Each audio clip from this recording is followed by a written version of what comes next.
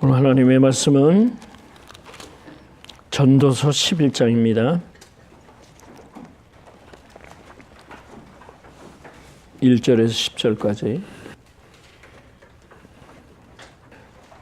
너는 네 식물을 물 위에 던지라. 여러 날 후에 도로 찾으리라.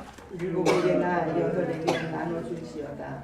무슨 재앙이 땅에 임할지는 내가 알지 못함이니라. 구름에 비가 가득하면 땅에 쏟아지며 나무가 나무로나 북으로나 쓰러지면 그 쓰러진 곳에 그냥 있으리라. 풍수를 살펴보는 자는 가정하지 아니할 것이요 구름을 바라보는 자는 거두지 아니하리라. 바람의 길이 어떠함과 아이 벤 자의 태에서 뼈가 어떻게 자라는 것을 내가 알지 못함 같이 만사를 성취하시는 하나님의 일을 내가 알지 못하느니라. 너는 아침에 주를 보고 저녁에도 손을 말지 말라. 이것이 잘 되는지 저것이 잘 되는지 꼭 둘이 다 잘 되는지 알지 못함이니라. 빛은 실로 아름다운 것이라. 눈으로 해를 보는 것이 즐거운 일이로다. 사람이 여러 해를 살면 항상 주저할지로다. 그러나 한 날이 많으니 그날을 생각할지로다. 장래일은 다 헛되도다. 청년이여 내 어린 때를 즐거워하며 내 청년의 날을 마음에 기뻐하여 마음에 원하는 길과 내 눈이 보는 대로 조차 행하라. 그러나 하나님의 이 모든 일로 인하여 너를 심판하실 줄 알라. 그런즉 그 힘으로 내 마음에서 떠나게 하며 악으로 내 몸에서 물러가게 하라. 어릴 때와 청년의 때가 다 헛되니라. 아멘. 하나님이 말이죠, 우리 사람들에게 세상을 태어난 이후로는 분명한 삶의 이유와 목적을 주셨습니다. 그래서 사람은 살아야 된다. 생명을 갖고 사는 겁니다. 너무나 지금 가슴이 아픈 것은 그 속된 말로 툭 하면은 호박 떨어지는 소리식으로 툭 하면 자살했다 하는 이야기가 우리 한국의 뉴스를 들을 때는 참 답답하게 그지울 수 없어요. 좁은 땅덩이에서 살기 어렵다고 해가지고 삶의 희망을 잃어버리고 그냥 인생을 포기해버린다고 하는 건 이건 하나님 앞에 큰 죄를 짓는 거예요. 창세기 1장 28절에 보면 하나님이 복을 주어 가라사대 너희는 생육하고 번성하여 땅에 충만하라고 그랬거든요. 하나님의 명령이에요. 또 땅을 정복하라고 그랬어요. 아직도 정복할 땅이 많이 있는 겁니다. 그 다음에 정복한 다음에 그 땅을 다스리라고 그랬어요. 할 일이 많은 거예요.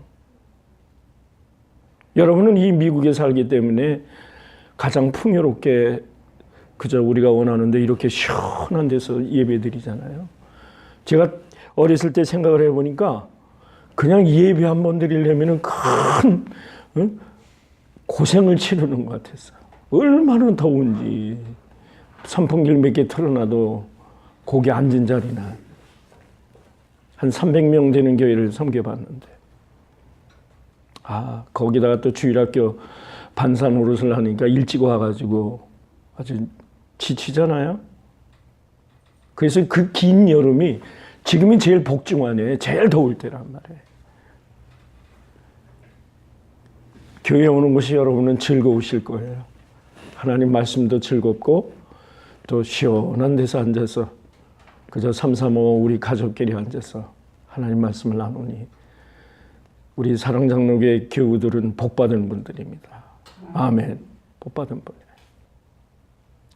근데 우리가 이 삶에서 보면은요, 멀지 않은 곳에 지금도 어렵고 힘든 족속들이 있다는 거예요. 많다는 거예요.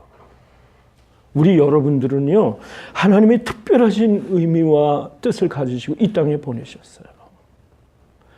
교회 잘 섬기시고 우리가 선교할 수 있으면 선교하고 기도로 물질로 후원할 건 후원하고 해서 하나님 나라가 땅끝에 어서 올 때까지 우리의 소명을 다해야 되는 거예요. 이것이 삶의 의미요, 삶의 진리인 겁니다. 예수 믿는 것만 해도 감격하고 감사한데 인생이라는 거는 하나님께서 구원시켜 주셔가지고 단 한 번의 생애를 갖게 하는 것이 인생일지인데 우리는 어떻게 살아야 되느냐 말이죠. 오늘 이 시간에 저는 본문을 중심으로 세 가지를 풀어보겠습니다. 우리 인생이라는 거는요, 여러분은 하나님의 계획 속에서 살아가는 거예요. 여러분 한 분 한 분을 구원시키신 하나님께서, 그래서 하나님의 계획이 내게는 하나님의 무슨 뜻이 계신가를 발견하고 그 계획에 따라 살아가는 게 인생이라는 거예요. 그냥 사는 사람이 없어요. 그럼 자살은 뭐예요? 자살은 포기하는 거예요. 이거 하나님의 명령 불복종의 죄처럼 큰 게 어디 있습니까? 하나님께서 그렇게 살아가는 걸 다 우리의 결정에 맡기셨다고 그래요. 여러분이 결정하는 거예요. 마음에 원하는 대로 하라는 거예요. 우리에게 행동할 수 있는 하나님이 지혜를 주셨어요. 그래서 이것이 기본적이라고 생각한다면은 우리의 삶의 토대를 만들고 그 방향과 그 우선순위를 하나님께 두고 가는 것, 이게 바른 인생이라는 겁니다. 로마에서 가장 한 역사로 볼 때는 로마의 그 예수님 이후에 로마 통치로 볼 때는 그 기독교로 313년 인정받기까지 한 세 차례의 큰 그 로마의 왕들이 그 폭군을 했는데, 네로 황제에서부터 시작을 했는데, 마르쿠스 아울레스라고 하는 그 아주 로마 역대의 왕 중에 가장 잔인했던 왕이 있었어요. 그런데 기독교인들이 볼 때 왜 로마에 그 부적당한 것을 고발했느냐면 그 중에 하나가 근친상간이에요. 왕들은 왕들끼리의 그 근친 가운데서 왕위를 이어갔거든요. 그런데 폴리갑이라고 하는 그 순교자가 나왔어요. 나중에 화형을 당하는데 폴리갑이 당당하게 자기는 하나님 앞에 그렇게 기도를 했어요. 뭐라고 기도를 했냐면은, 하나님께서 나를 86년 동안을 이 생애를 살아오면서 단 한 번도 그리스도께서 나는 너를 모른다고 하지 않으셨습니까? 나는 주님을 배신할 수 없다는 거예요. 하나님은 단 한순간도 나를 그리스도는 모른다고 하지 않으셨습니다. 나를 순교자의 반열로 이렇게 세우신 것을 하나님 감사드립니다 하고 당당하게 그는 순교의 삶을 마쳤던 겁니다. 여러분, 그렇습니다. 폴리갑도 한 인생이라고 볼 때 우리도 한 인생이란 말이에요. 하나님이 우리를 향하신 계획이 있다는 거예요. 하나님이 원하시는 가장 큰 목적은 무엇일까? 여러분을 행복하게 살게 해주시는 거예요. 즐거움으로 살게 해주시는 것이 하나님의 목적인 거예요. 그러면 하나님이 우리를 이렇게 사랑하신다는 그러한 것을 주셨는데, 우리는 하나님께 대한 사랑으로 응답을 해야 됩니다. 여러분, 로마서 12장 1절 2절을 보면은 우리 몸을 하나님께 산 제물로 드리라, 이것이 하나님 앞에 드릴 영적 예배라고 그랬거든요. 그렇기 때문에 이 세대를 본받지 말고 하나님의 마음을 새롭게 해서 변화를 받는데, 하나님의 선하시고 기뻐하시고 완전한 뜻이 무엇인가를 분별하라고 그랬어요. 분별하라고 그랬어요. 오늘 이 시간에도 여러분이 변화를 받아야 되는 겁니다. 내가 이 자리에 있기까지는 단 한 번도 주님은 나에 대한 그 택하심에 대한 여러분에 대한 사랑을 변하지 않으셨다는 거예요. 에베소 5장에 보니까 항상 주의하여 깨어 있어서 지혜 없는 자 같이 말고 지혜 있는 자 같이 하여 세월을 아끼라는 거예요. 주의 뜻이 무엇인가를 이해하라는 거예요. 지금 오늘 현재 여러분이 살고 계실 때에, 그래서 그 첫째는 뭐냐면은 가장 인생을 행복하게 살게 해주는 그 첫째는 오늘 1절에 있는 말씀대로 구제와 근면에 대해서 말씀하신 거예요. 우리의 삶이 남을 위하여 살 때에 하나님은 그로 인하여 배로 갚아주시는 거예요. 나를 위하여 산다고 하는 말, 우리 그리스도인은 좋아할 필요가 없는 거예요. 그래서 오늘 본문에 뭐라고 그랬습니까? 너는 네 식물을 물 위에 던져라. 여러 날 후에 도로 차지리라. 이걸 해석해 보니까 이렇게 말을 하네요. 물질을 후하게 나눠줘라. 그러면은 하나님께서 그것을 갚아주시리라, 그렇게 말씀을 했습니다. 여기 보면은 왜 식물을 물 위에 던져라 이렇게 얘기를 했을까요? 이렇게 해석을 합니다. 여러분, 큰 무역하는 배를 보십시오. 배가 물 위에 떠다니면서 나라와 나라 사이에 무역을 합니다. 그러면 물질을 가지고 나가서 장사를 해가지고 큰 이익을 가지고 오는 것이 배라고 본다면 물질을 후하게 이웃을 생각하면서 나눠주라는 거예요. 상업용 배라고 생각하면 좋겠습니다. 또 농사 짓는 사람은 그 땅에서 농사를 지어서 얻은 소득을 가지고 남을 도와주는 일에 참여할 수 있습니다. 하나님께 대한 믿음을 가진 영적으로 하나님의 백성이 된 우리도 하나님께 우리의 영적인 믿음을 나눠줄 수 있는 겁니다. 그래서 하나님은 구제와 자선을 좋아하는 사람, 7이나 8에 나눠주라고 하는 것은 7이 완전수라고 하면 이어서 8도 나눠주라 하는 것은 전부를 다 나눠주라는 거예요. 나눠주기를 좋아하라는 거예요. 이렇게 하는 자에게는 이내 좋은 결과로 자신에게 돌아온다는 겁니다. 신명기 15장 10절에 보니까 인색함이 없이 남을 도우라. 하나님께서 네가 하는 일에 복을 주시리라. 아멘. 잠언 11장 24절에 보니까 이런 말씀이 기록이 되어 있습니다. 흩어서 구제하여도 더욱 부하게 되는 일이 있나니 과도히 아껴도 가난하게 될 뿐이라. 구제를 좋아하는 자는 풍족하여 질 것이요 남을 윤택하게 하는 자는 윤택하여 지리라. 아멘. 지난 시간에 제가 말씀드린 것으로 기억이 납니다만은 여기에 그 하영록 목사님이라는 분이 동부에서 사업을 하는 때 그는 사업의 모토를 잠언 31장에 있는 남을 돕는 일에서 그가 사업의 모토를 삼았습니다. 그만이 아니에요. 황성주 목사님이라고 있어요.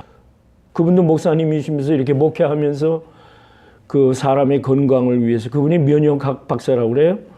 의학을 한 분인데 남에게 이렇게 돕는 일을 이제 모토로 삼고 그게 기업을 펼쳐갑니다. 이거는 가진 자만이 줄 수 있는 특권이 아닙니다. 하나님은 구제를 좋아하시고 자선 베푸는 것을 하나님이 좋아하시는 겁니다. 그렇다고 내가 사는 것을 굶주리게 하지 않으셔요. 그런 하나님이시라는 겁니다. 그래서 성경은 오늘 이제 값진 인생을 살려면은 내가 가진 것을 네 이웃에게 나눠줘라. 왜 그러냐면 2절 보니까 무슨 재앙이 임하는지 네가 알지 못함이라.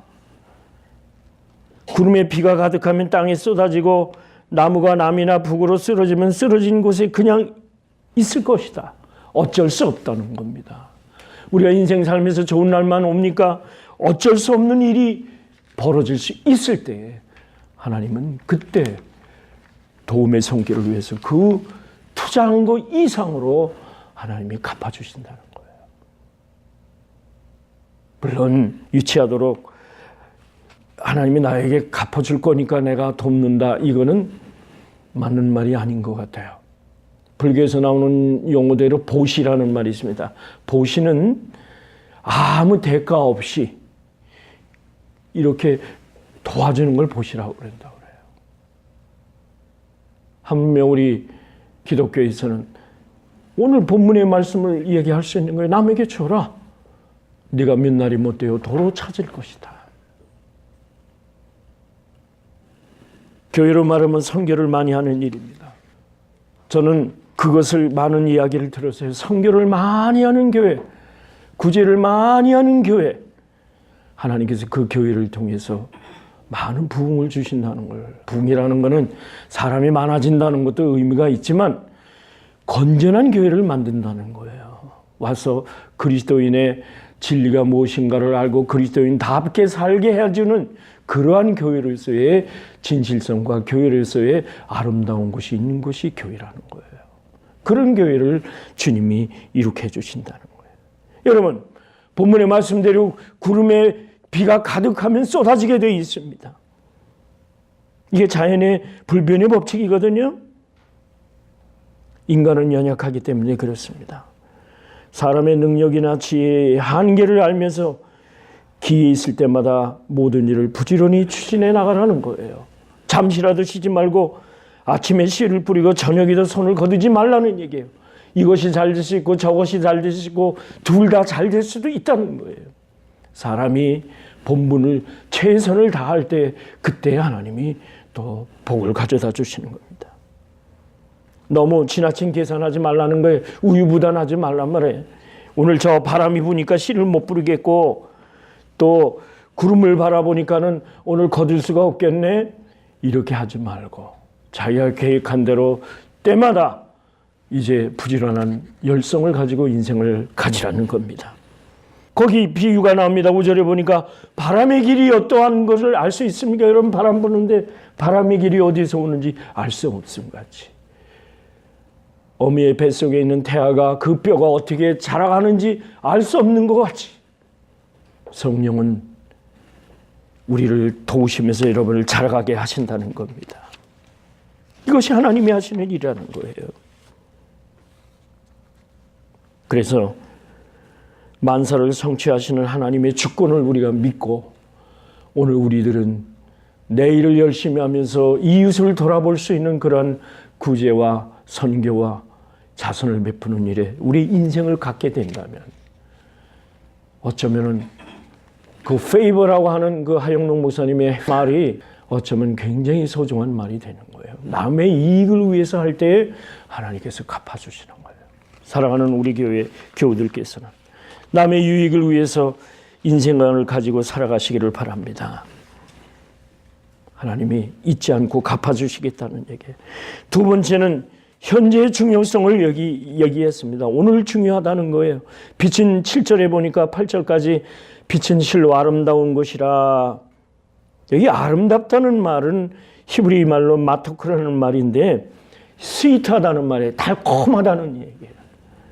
여러분 빛은 참으로 아름다운 것이라 빛은 참으로 달콤한 것이라는 거예요. 즐거운 일이라는 거예요. 눈으로 해를 보는 것이 즐거운 일이다 이렇게 얘기를 했습니다. 아름답다. 이게 부지런히 일할 때에 오는 축복이거든요. 그 6절에 있는 말씀대로. 오늘 현재를 이렇게 달콤하고 스위트한 삶을 살 때 이 사람이 최고의 인생을 산다는 얘기인 겁니다. 어느 임금이 지나갈 때 거지한 사람이 구걸하는 걸 보았습니다. 가만히 임금이 내려다보니까 그 어떻게 하면 마음을 바꾸면 일하면서 당당하게 살 수 있는 사람인데 그 젊은이가 저렇게 손을 내밀고 구걸을 하는구나. 안 되겠다. 내가 저걸 좀 고쳐줘야겠다 해서 가만히 들여다봤더니 거지가 손을 내밉니다. 임금님이 이렇게 말을 했어요. 야, 네가 지금 가지고 있는 것이 뭐냐? 그랬더니 호주머니에 강낭콩이 있었단 말이에요. 호주머니에 콩이 몇 개가 있었어요. 그러면 네가 가지고 있는 거를 좀 내놔라.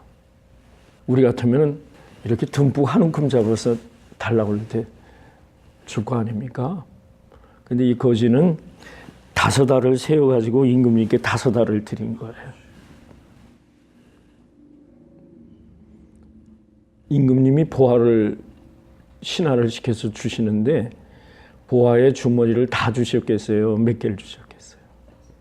준 대로 받은 대로 5개를 주셨다. 생각해봐요. 호주머니 있는 걸 듬뿍 꺼내서 줬으면 임금님도 듬뿍 꺼내서 주셨을 거란 말이에요. 이게 하늘의 법칙이라는 거예요. 인생 즐겁게 살아야 돼요. 인색한 마음으로 살면은 복을 못 받는 거예요. 이게 하나님의 법칙이에요. 오늘 신문을 보니까 일본의 최고로 장수한 다나카 까네라고 하는 사람이 있는데 이 할아버지가 몇 살이냐면 115세야. 115세. 그런데 지금도 양로원에서 사시는데 즐겁게 사신대요. 남녀를 통틀어 가지고 일본에서 가장 오래 살고 계신 할아버지가 기자가 물었답니다. 할아버지가 이렇게 오랫동안 건강하게 사시는 이유가 뭡니까? 그랬더니 아주 답은 간단해요. 맛있는 거 잘 먹고 책을 많이 읽는데 이분은 또 공부를 많이 하고 상상한다는 거죠. 책을 읽고. 그 다음에 이렇게 재미있게 논대요. 근데 이 할아버지의 특징이 뭐냐면 승부욕이 굉장히 강하대. 그래서 오래 사는 것 같아. 그냥 되어지는 대로 사는 게 아니라 자기 승부욕이 강하니까, 이기고 지는 거에 대해서 너무 강하니까 아마 인생을 이렇게 사는 것 같아요.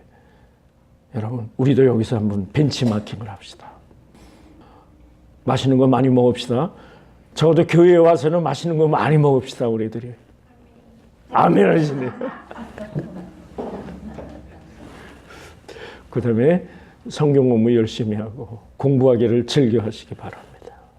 또 재미있게 승부욕을 가지고 노십시오. 그 열애에 살면서 즐거워했다는 거예요. 마음이 비이고 즐거워하면 오래 사는 거예요. 이제 세 번째는 청년에 대한 권면의 말씀이 있습니다. 여기 보면 청년이여 내 어린 때를 즐거워하며 내 청년의 날을 마음에 기뻐하여 마음에 원하는 길과 내 눈이 보는 대로 쫓아 행하라. 이 말을 대체하는 너무나 멋있는 말이 있어. 청년기에는 아주 기름을 잘 먹인 양피지와 같다. 그러니까 고급 종이와 같단 말이에요. 근데 그 고급 종이에 원하는 무엇을 써도 그 고급 종이는 청년기 때만 가지고 있는 거라는 거예요. 이 청년은 이렇게 귀한 겁니다. 우리 여기 청년들이 있는데 청년들 하나님이 분명히 명령하셨어요. 네 마음의 소원대로 행하라 그랬어요. 예? 소원대로 행하라 말이에요. 가다가 아니면 아닌 길로 또 하나님이 방향을 바꾸시겠지만 도전과 모험을 청년 때는 즐겨야 되는 거란 말이에요. 청년의 때를 그래서 슬퍼하지 말고 청년의 때를 즐거워하라. 마지막으로 10절에 뭐라고 그랬어요? 근심, 악, 내 몸에서 물리치란 말이에요. 청년의 때가 확 되니까 금방 청년이 가요. 사랑하는 우리 청년 여러분들, 마음에 원하는 대로 하십시오. 또 그러나 악한 일은 피하셔야 돼요. 악한 일을 하지 말고. 왜냐하면은 하나님이 나중에는 심판하실 줄을 알라 거예요. 심판이 있기 때문에 그렇단 말이에요. 생각이 없는 젊은이는 비참한 노년기를 맞게 됩니다. 그래서 우리는 이 청년 때를 즐거워하면서 얼마나 귀해요. 나도 지금 우리 청년들을 쳐다볼 때 교회에서 청년기 때 밤새워 일하던 때를 지금도 회상해봐요. 참 너무너무 좋았어요. 하루 저녁 세워도 피곤한 줄 모르고.